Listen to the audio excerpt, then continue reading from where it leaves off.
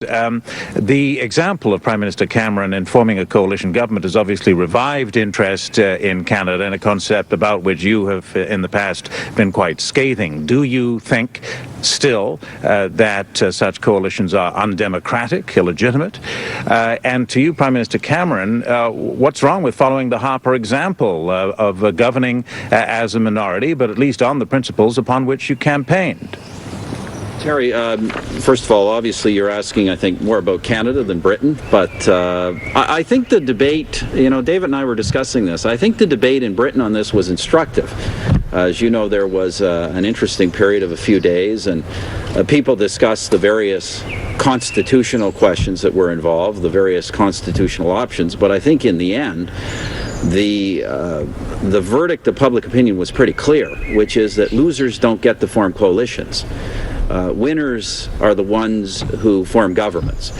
And obviously, David was able to form an innovative arrangement to give Britain, I suspect the kind of arrangement it needs to deal with the kind of budgetary challenges that face the country. But I say in the end, the coalition in Britain, I think it's important to point out, was formed by the party that won the election. And I think that's very important.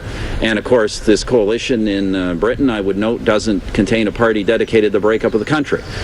And these were, as you know, the two problems in Canada. The proposition by my opposition was to form a coalition for the purpose of excluding the party that won the election and for the purpose of including a party dedicated to the breakup of the country. So I think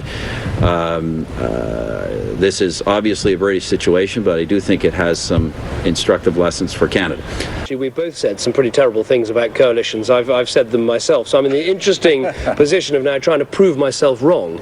But in politics, what we have to do is, it seems to be two things. We have to play the hand that we're dealt by the electorate, and we have to face up to our country's problems. And it seemed to me that on both of those bases, the coalition was right. There wasn't actually a minority government sort of on option to choose, but in terms of the way the election result came out, and in terms of the scale of our deficit, borrowing 11% of our GDP this year, it seemed to me the right thing to do was to aim for a strong and stable government that could deal with the problems that we have. And in terms of working together as a coalition, it's early days, but it seems to be going well. And we hope that we can give Britain the strong, stable government that she needs and deal with the real problems that we have, whether it is succeeding in Afghanistan, whether it's the deficit that we face, and whether it's advancing the initiatives that we're talking about this morning. We believe our coalition can work.